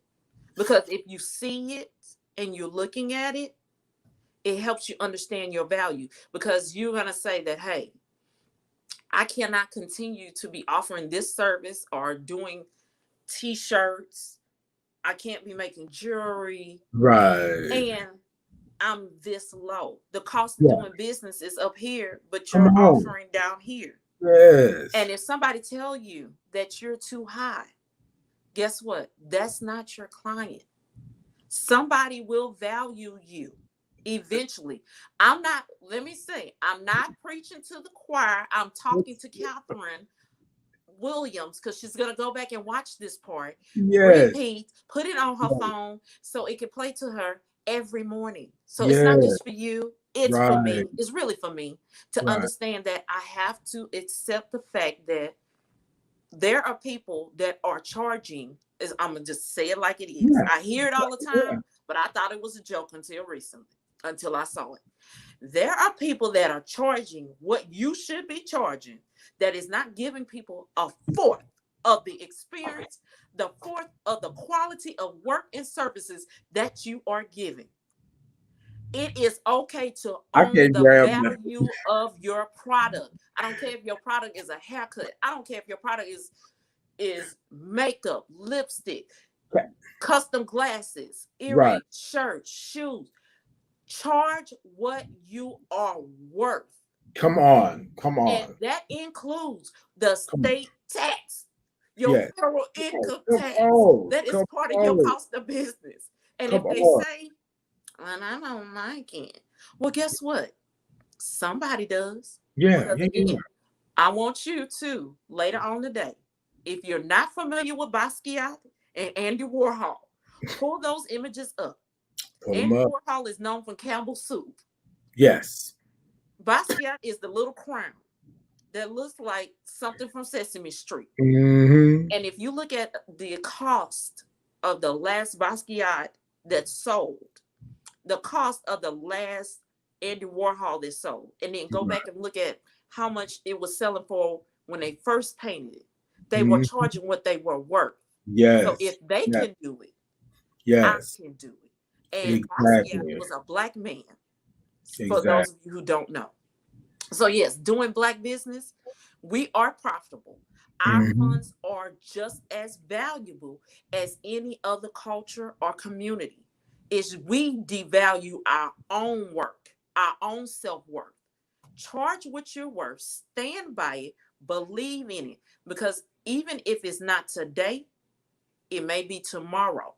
Because in my mindset is the art that I produce now will be the art that will fund and take care of my kids later.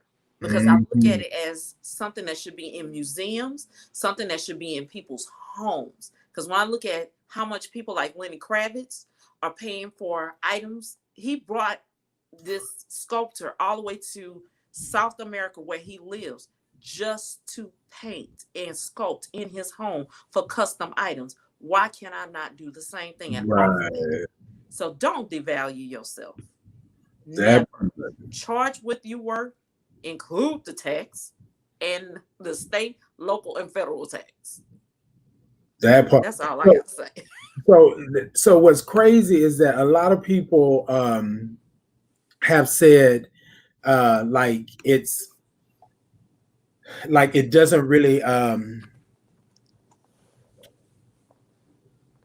so like we're having that moment of clarity, and you said that you're going to come back and look at this. A lot of times we have to really get out from under that, the fact that because it is a black business, that it's not worth what every other business is worth. Charge what you charge. I had to learn this the hard way because again, I was giving out coupons. I was like, "Oh, you get a coupon, and you get a coupon, and you get a coupon." I was giving everybody a coupon, and that was because I wasn't believing that my work was worth what it was worth, right? But what got me was you said something that was important. So a friend of mine, a friend of a friend, so somebody heard word of mouth that I did photography. They went with a free photographer that somebody had got them, right? And so me and her were talking later on, Kat, and she said, Titan, can I be honest with you? I said, sure, like that. I said, hey, I said, how did the event go? I didn't see you post anything like that. And she said, can I be honest with you, Titan? I said, well, sure, be honest. I hated the moon pictures. I said, well, wait, no. I said, but you got him for free. Like he was a photographer. Like they were like I will never just take somebody. I didn't like him. He didn't focus on us. He didn't make sure that we were good. Like there was like not like the pictures were dark. Like I could have took them with my cell phone, right? And in my mind, I was saying, "Oh, but you wanted to go with somebody that was free. What I was charging you was too much, right?" And here's the thing, Kat, I'm not going to lie to you. If that person would have bartered with me for a moment and said, hey, can I do this or can I make payments or whatever, I probably would have went along with that, right? However, they were getting somebody for free and I was charging too much. Mind you, I'm still doing coupons, right? I'm still doing coupons. So that wasn't the full price. I gave them a discount already and it was Mm-hmm. still too much. So when they told me about the photos, I said, "Oh, well, that's unfortunate." So this whole event that you had, with all this stuff going on, there are no photos that were good, like none. And she was like, no, they look like my 3-year-old took them. And I said, oh, come on. Come on. Mm-hmm. And from here on out, what I will not do is take anything for free anymore. And I said, sometimes you have to be careful, right? Because just because it's free don't mean it's good, right? True. Does not mean it's good. But I think that's so important. You have to understand your worth. And at that point, I was still given a discount, but I was charging more than I was charging the year prior. And I think that's what the whole difference was on that. But ladies and gentlemen, Kat made a good point, a good point, a good point. Charge what you are worth. Okay, so back to doing your research. Do your research and see what sessions cost. See what if there is a travel fees. If you go by the mile, if you'll do 20 miles without charging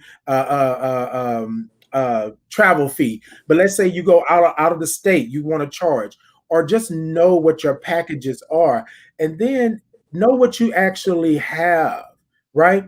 Don't be like this client I was talking about, get something free, thinking they finna get the coup de grace, right? And then they get some craziness, some stuff that you probably wouldn't have let your 3-year-old do. So I think sometimes you have to really be careful. And normally I come with an experience.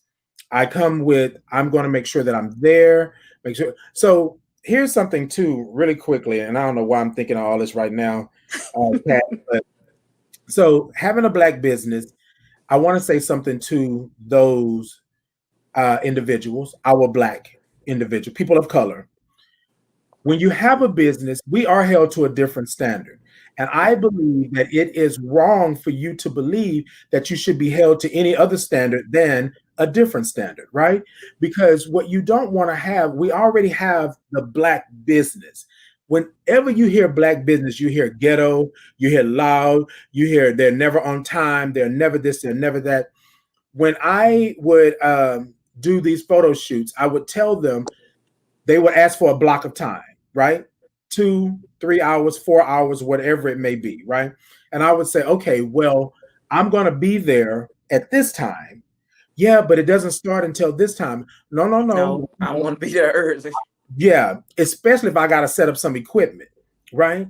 Like I did this party, and they were saying, "Oh, well, you need to be here on this time because we're only going to pay for the 4 hours and nothing more," right?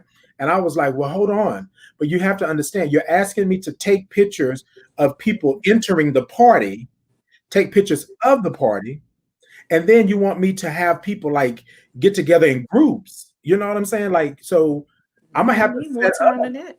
Yeah, so I'm gonna have to set up, and then not only that, I'm gonna have to break down my stuff, like, you know, because it's just me, right?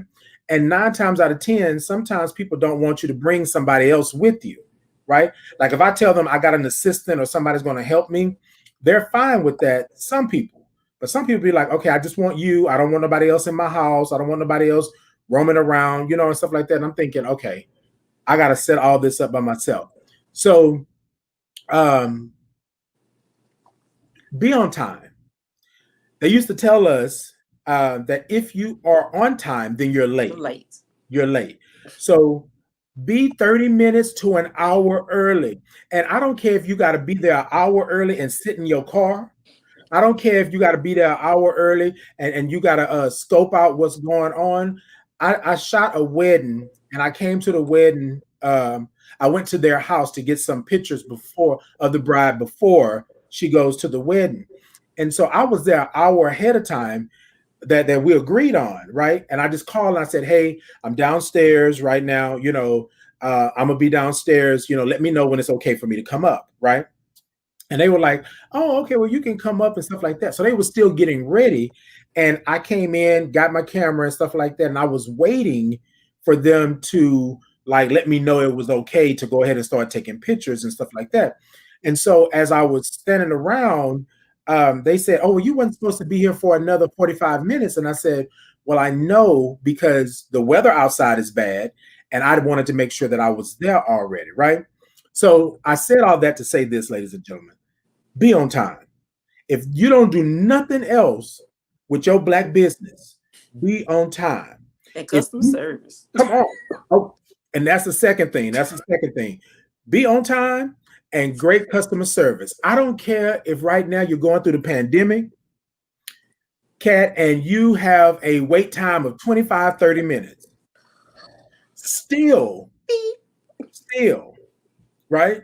Okay, so okay, I will say this right quick, and by no means, Cat, am I jabbing at anybody. I love Mama's Oven, right? Mama's Oven is a staple in the community. Mama's Oven is a mom and pop shop. No funny business, nothing against them. But you are going to wait 20 to 30 minutes Cause going baby, into all your Mama's food Oven. be fresh, but you better I go next Yes. door, give me some ice cream and come back. I want So an Mexican I ice tell people all the time, I don't flip, I don't trip because I know what cream. I'm They going to get. nice. They Yes. so sweet. Yes, and I don't have a problem with that, and they have good customer service. They will let you know it's slow, right? Because I'm gonna just be honest. This is being transparent. Hmm. I know what I'm going to get when I go into Mama's Oven. I know what I'm going to get, right? I know what I'm going to get when I go into Mickey's, or I know what I'm going to get when I go to This Is It. I'm talking about soul food right now. I don't know why, but I know what I'm going to get. Ladies and gentlemen, good customer service is a plus. I don't care if you're waiting 20, 30 minutes. Good customer service is always a plus. Be on time, black business, good customer service. If you can do those two things with your black business, and I'll let They'll Kat come back. You can screw up, but they come will on. come back. Word of mouth. One thing that you cannot do in this day and age, in any time, owning a black business, you cannot be late and you cannot have a funky attitude. You cannot, that will get you in customer service. I trained, I um facilitated. I always made sure. But one thing that we did not do, we did not play with those customers. You may have had your feelings on your shoulder. You was on time, number one. And number two, you were going to give good customer service, because if you didn't, you were going to get rolled up. If you didn't, possibility you could be let Walk go, out you that could be door. fired. So what we won't do is sit here and say that because it was corporate, right? That's the only reason you give good customer service. Your black business. Cat could not be sitting where she's sitting right now doing bad customer service. It doesn't work like that. It doesn't work like that. Two things that I'm gonna say, and Cat, you can add another one on. Number one, be on time. Number two, good customer service will take you a long way. Will Yeah, take you a long way. because now again, transparency from the call center. That's Yeah. how we know each other, Yes. from the call Yes. center. So Yes. a lot of people, like this year, I was able to be a facilitator in a photography workshop, Yeah. and I was telling about customer service, customer experience is Yes. customer service. Yes. And that's what I learned. What a lot of people don't understand is, how do they get bad Google reviews? How do they get bad Yelp reviews? How do they get bad Facebook reviews? If you go back and look, a lot of the times it's not about the product or the service. Mhm. It's about how you make a person feel. Yes. I Yeah. could blow out all your pictures. I can, like I said, being late, that's, Right. they already think you have an attitude because you were late. That's why Right. you're being early. Right. But what creates repeat clients for me, and most likely Titan, because again, we came from a Mhm. call center Yes. experience. Yes. And it's Yes. because we have been put in a position where people can have the worst attitude, which usually is, why was my account overdrawn? Y'all Yeah. stole my money. This Okay. was every Friday, Yeah. the 3rd and the 15th. But Yes. it taught us, not knowing then what we would, Right. will put us in position now to create experience. Exactly. Exactly. And no matter, like I said before, no matter what service you have, food service, if it's food service, IT, whatever it is, how Right. you make a person feel, Yeah. even if they were not 100% satisfied with the product that you give Mhm. them, Mhm. they will come back and they'll say, hey, she may be a little slow, or I didn't like all the pictures, but how I felt at the moment, Right. and how everything, they were hands on, because I'm moving myself, learning how to go all the way through to the white gloves treatment, or what Mm. we in the industry we initially came from was high value clients. Right. High value clients are way, when they talk, people listen. Right. As a black business, when people talk, folks listen. Mhm. Mhm. So Mhm. the thing is, a lot of businesses like myself, my website is not the greatest. It is not. And I am guilty of it. I'm in a lot of different Photoshop work groups that are like, yeah, hey, guess what? Your site needs a overhaul. And I'm like, yeah, they like, you getting clients? Right. I do get clients. Yes. Even with that kind of website, Yeah. it's not my website. It's the word of mouth because of the Come experience on. Come that a on. person has with me. Yeah. That's what keeps, don't get me wrong, websites are important, people. Yes, Please. they are. They are. They Please. are. Please. They, Your social media channels yeah. are important. Yeah. Consistency. But your experience is Yes. what's going to keep people coming back. Right. Your Right. initial contact may be your social media channels, it may be your website, but how you treat them. Word of mouth is how people will then, because you don't know how big or how small your network is, and Mm-hmm. but you will know how strong your network is. My Yeah. net Yeah. worth is based on my network. Come on. Come on. Come on. Come on. And the reason why I say that is because you really don't know who knows who and Right. who's connected to who. Right. Because certain opportunities can come to you just because of your network, because of how you as an individual handle your Black business. Because the Mm-hmm. type of reviews and the way a person speaks about you, Come on. until they come to the site, a lot of times some people never went to, they call, we No. have a whole conversation, they be ready to hire me.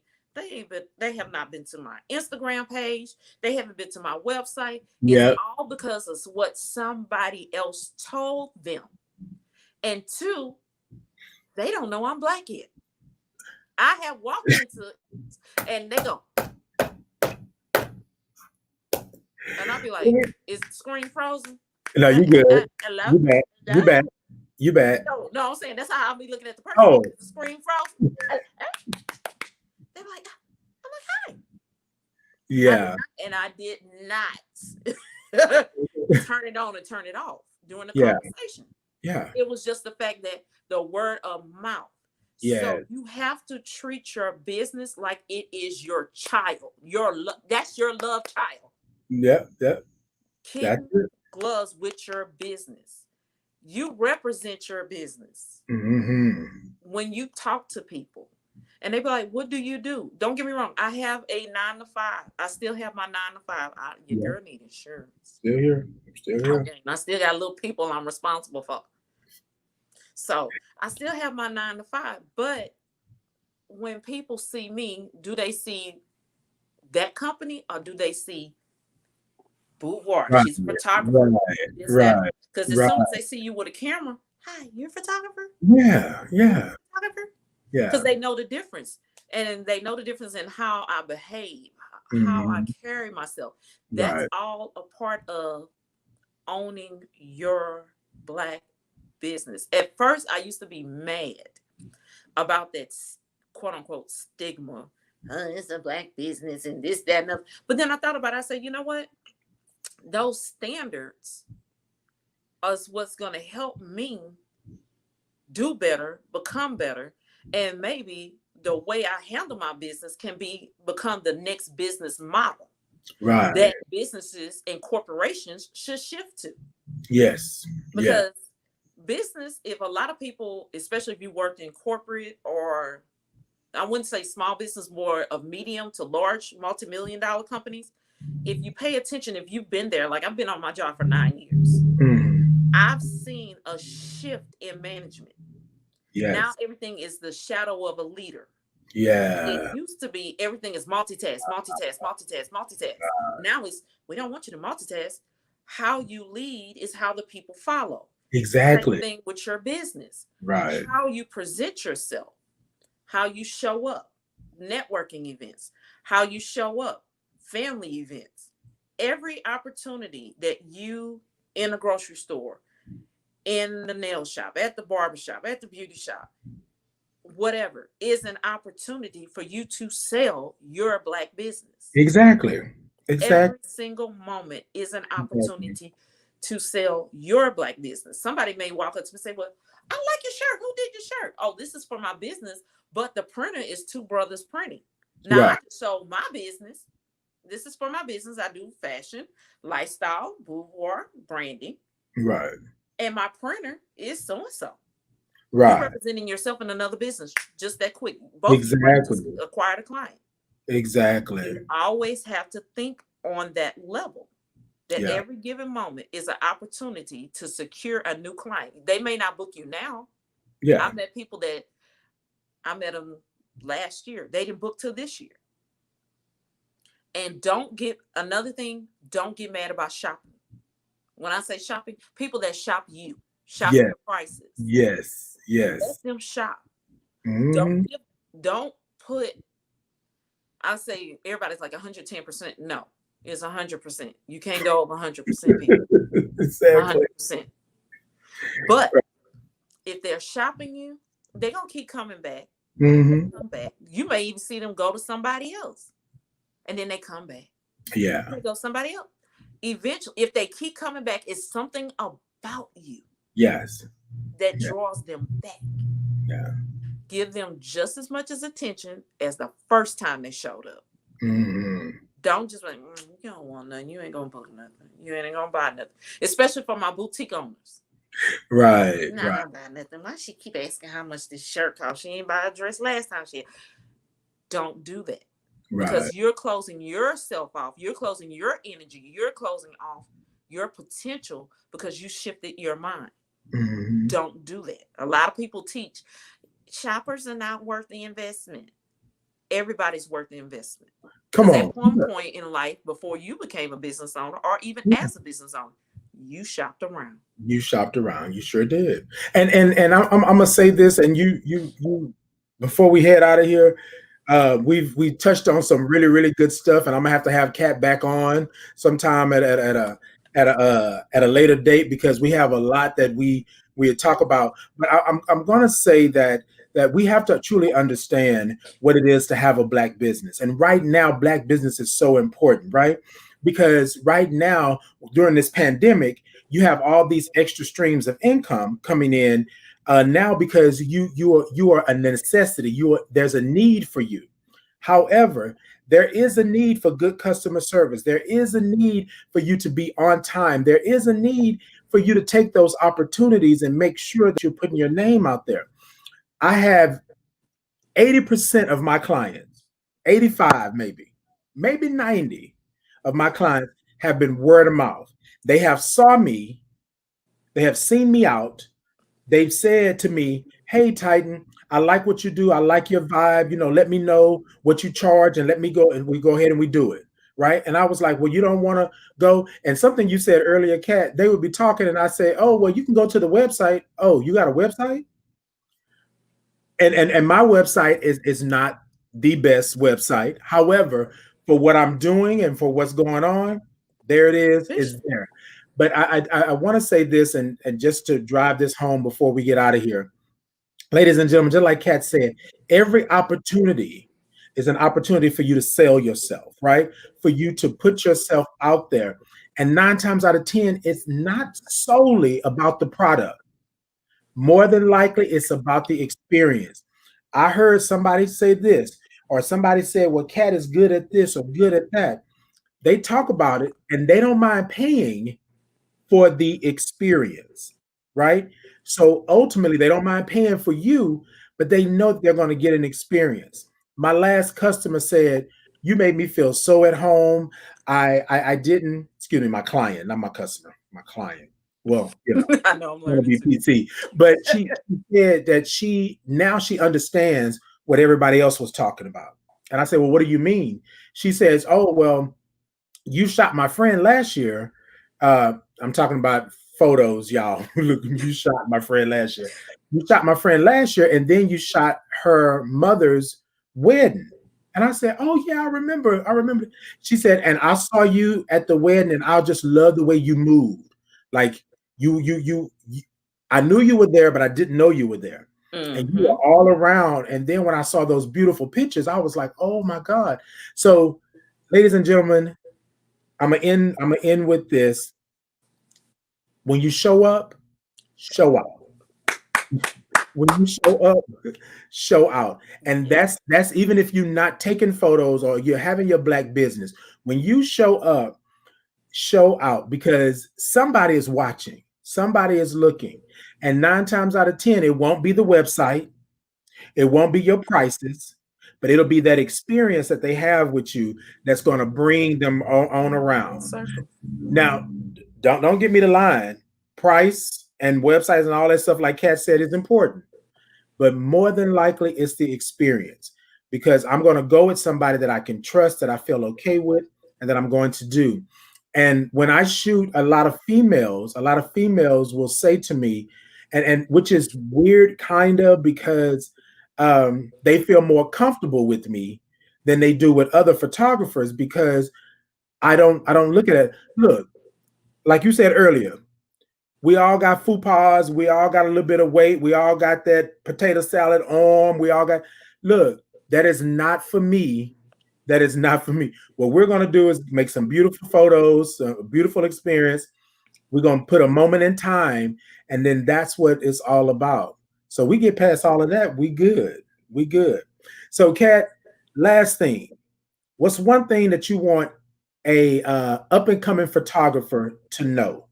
Because photography is like what we're really talking about. But what's one thing you want an up and coming photographer to know? Up and coming? Yeah. It's your work. It's your work, honey.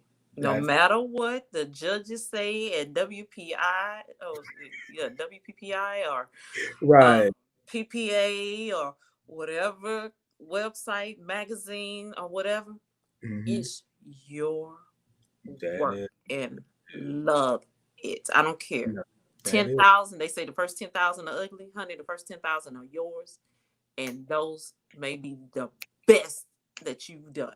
That part. Only up from there. That part. And ladies and gentlemen, I'm just going to add on to that. When you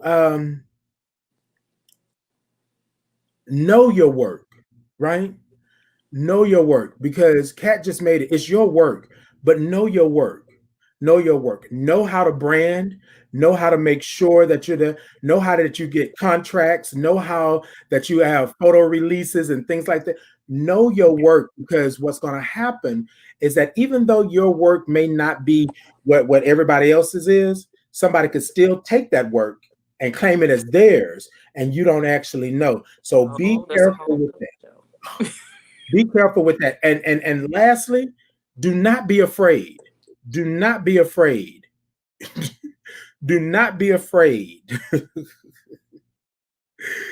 Because like Kat just said, she was turned down here and there. I was turned down here and there. All of my photos have too much noise. So I was turned down again and again and again. However, there was another lane over there that I knew nothing about, that somebody was like, well, hey, well, let me purchase this from you. Well, let me do this. Well, can you do this? No, I love the color. I love the noise. So just do not be afraid to be you. Do not be afraid to be you. All right, ladies and gentlemen, we have talked. Normally on the podcast, we normally go about an hour, 15 minutes or so. But we have been on, no, because my normal time is 8 to 10, right? And most of my people that I bring on my interviews, things like that, most of the time we don't go that long. But this was some good information, some good stuff that we needed to know. I will have Kat back on at a later date, so we can go ahead and make sure you all give Kat a round of applause. Thank you. She put her information into the comments. Go and check her out and do all of that. And ladies and gentlemen, support your Black businesses. Support your Black businesses. However, support your good Black businesses, those that will show up and show out. Support them. Support them, support them, support them. Peace and blessings to you. And ladies and gentlemen, what I want to tell you is, I don't believe there was any other reason you were put on this earth other than to be blessed and to be a blessing. Peace and blessings to you.